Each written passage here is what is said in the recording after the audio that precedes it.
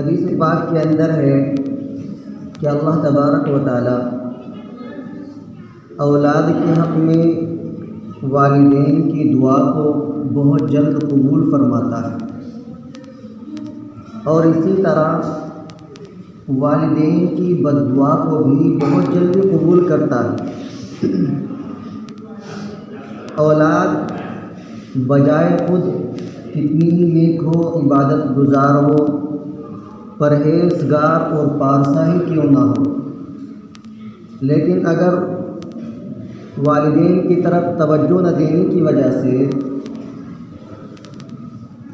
ماں باپ کی زبان سے کوئی بد دعا کا جملہ نکل جاتا ہے تو اولاد کو اس کا خمیازہ بھگتنا پڑتا ہے۔ اولاد اس وبا اور مصیبت کے اندر گرفتار ہو جاتی ہے۔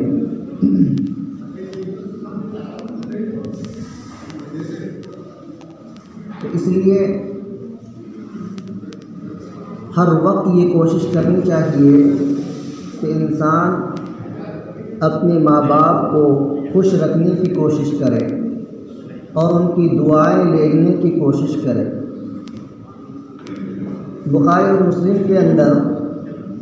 بنو اسرائیل کے ایک زاہد کا واقعہ بہت تفصیل کے ساتھ منقول ہے،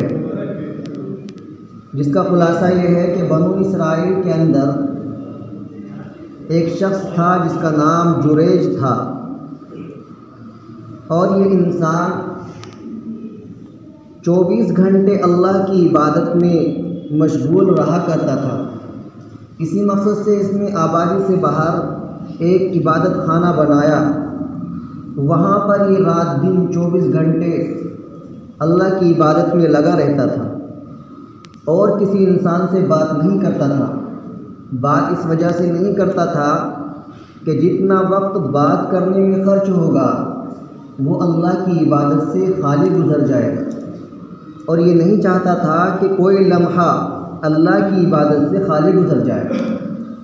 اسی وجہ سے یہ اپنے ماں باپ کے ساتھ بھی بات کرنے سے گریز کرتا تھا، ان کے ساتھ بھی بات کرنے کا وقت نہیں نکالتا تھا۔ چنانچہ اس کی ماں آتی اور یا جریج کہہ کر پکارتی تو یہ اللہ کی طرف متوجہ ہو کر کہتا کہ اللہ، ادھر میری ماں ہے اور ادھر میں تیری عبادت میں مشغول ہوں، اور یہ کہہ کر یہ پھر عبادت میں لگ جاتا، اپنی ماں کو کوئی جواب نہیں دیتا تھا۔ تو آخر کار ایک مرتبہ ایسا ہوا کہ اس کی ماں آئی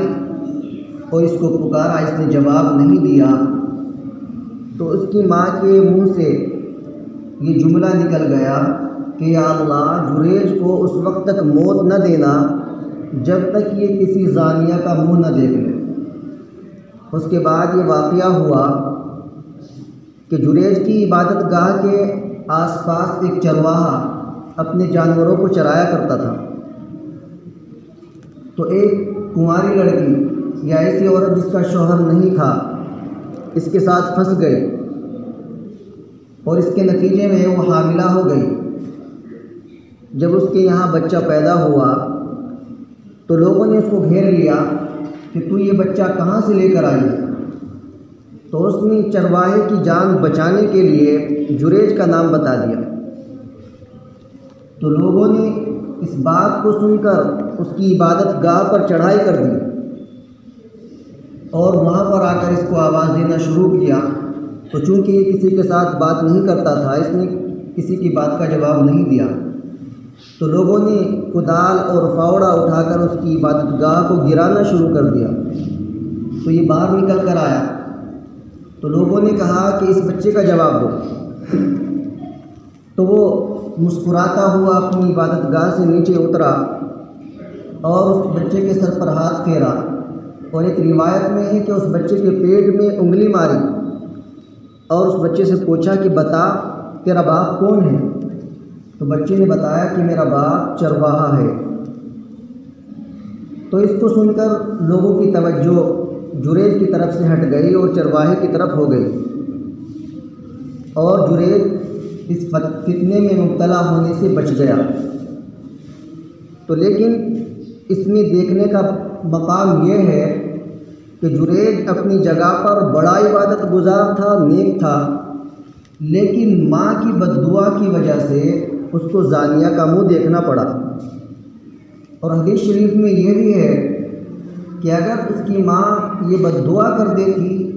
کہ یہ زنا کے فتنے میں مبتلا ہو جائے تو وہ ضرور اس فتنے میں مبتلا ہوتا۔ تو اس لیے والدین کی بد دعا سے بچنا چاہیے اور ہمیشہ ان کی خوشنودی کو تلاش کرتے رہنا چاہیے۔ اس واقعے کے اندر جو بچے کا واقعہ آیا ہے، اس سے ذہن کے اندر یہ خلجان پیدا ہو سکتا ہے کہ ایسا چھوٹا سا بچہ کیسے بات کر سکتا ہے اور کیسے بتا سکتا ہے۔ تو اس کا جواب بھی یہ ہے کہ اللہ تبارک و تعالیٰ قادر قیوم ہے، وہ جس کو چاہے گویائی عطا کر سکتا ہے، اور دنیا کے اندر اس کے واقعات شاہد ہیں کہ بچہ تو وہ جاندار ہے،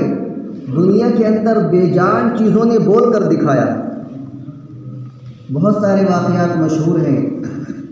نبی پاک علیہ الصلاۃ والسلام کے ہاتھوں کے اندر پتھروں نے کلمہ پڑھا ہے، اور ایک واقعہ ہے کہ ایک انسان نے نبی پاک علیہ الصلاۃ والسلام سے آپ کی نبوت کی شہادت چاہی، تو آپ نے ایک درخت سے کہا کہ اس کو میری شہادت دو، تو وہ درخت اپنی جگہ سے چل کر آیا اور اس نے آپ کی نبوت کی شہادت دی۔ اور اس کے علاوہ بھی حدیث کے اندر ہے کہ دنیا کے اندر 3 بچے ایسے ہوئے ہیں جنہوں نے شیر خارگی کے زمانے میں عام لوگوں کی طرح گفتگو کی ہے۔ پہلے نمبر پر حضرت عیسیٰ علیہ الصلاۃ والسلام ہے کہ انہوں نے دودھ پینے کے زمانے میں عام لوگوں کی طرح گفتگو فرمائی، جس کی صورت یہ پیش آئی کہ جب حضرت عیسیٰ علیہ الصلاۃ والسلام کی ولادت ہوئی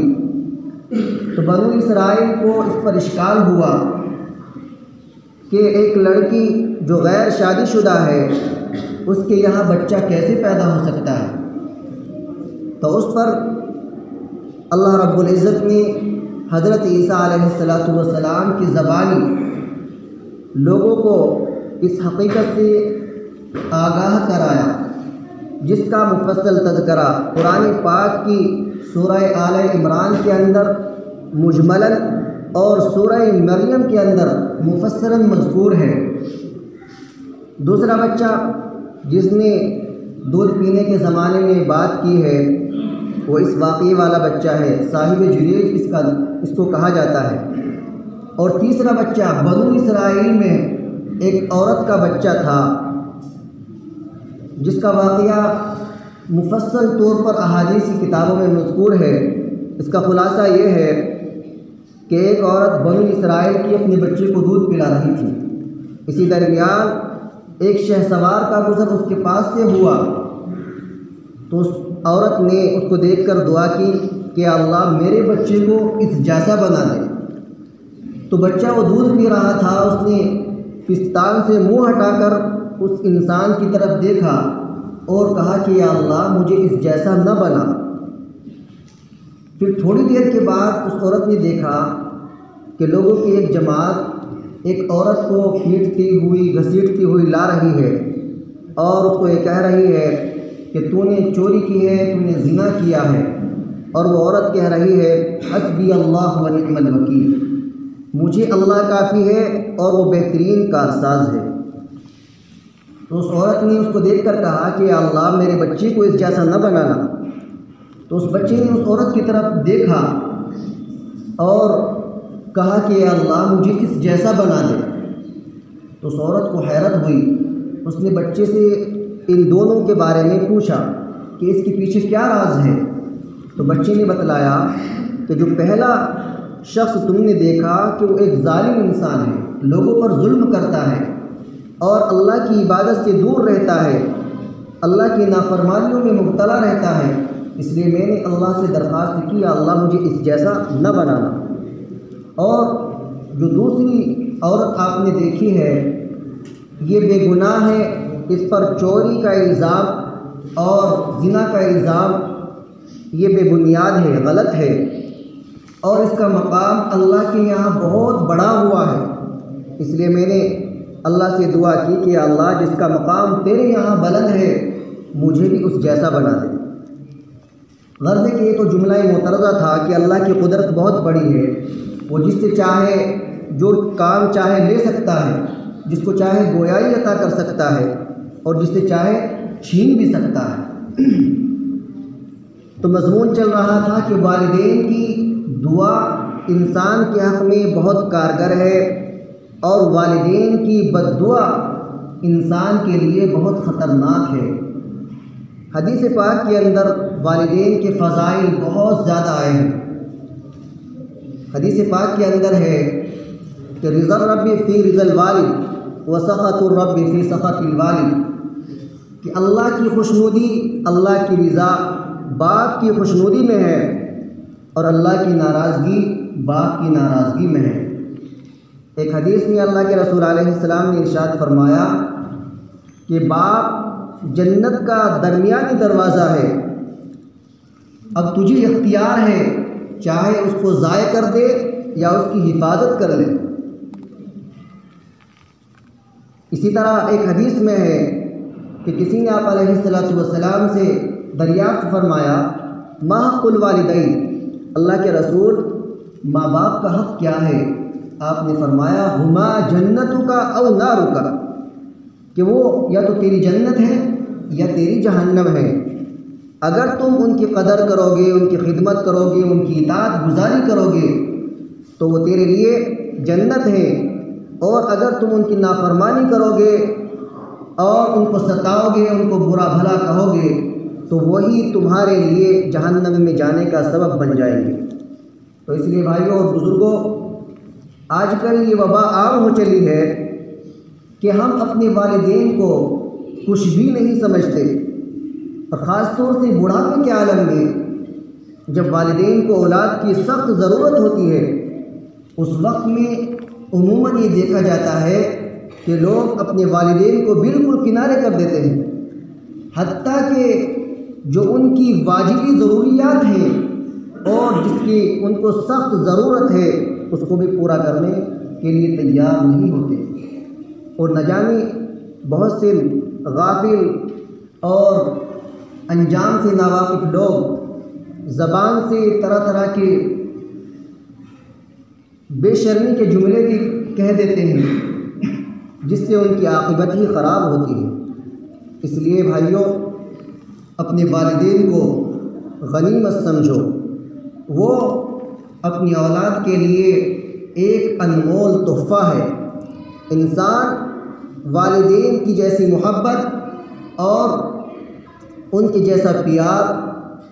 اپنا سب کچھ خرچ کر کے بھی حاصل نہیں کر سکتا۔ والدین کو اپنی اولاد کے تعلق سے جو محبت ہوتی ہے وہ اپنی جان کے تعلق سے بھی نہیں ہوتی۔ اسی لیے والدین کی دعا اولاد کے حق میں بہت جلدی قبول ہوتی ہے۔ میں نے ایسے لوگوں کو دیکھا ہے کہ جو انتہائی بڑھاپے کے عالم میں، جن کے منہ میں دانت نہیں ہے، بالکل آخری وقت ہے ان کا، اپنی اولاد کے لیے ایسے وقت میں بھی انسان روتا ہے کہ جب وہ یہ سمجھتا ہے کہ بس میرا آخری وقت ہے۔ تو اس لیے والدین کو غنیمت سمجھنا چاہیے، جہاں تک ہو سکے ان کی اطاعت گزاری اور ان کی فرما برداری میں زندگی کو صرف کرنا چاہیے۔ انسان کو اللہ تبارک و تعالیٰ نے یہ بڑا انمول تحفہ عطا فرمایا ہے، اس کی قدر کیجیے۔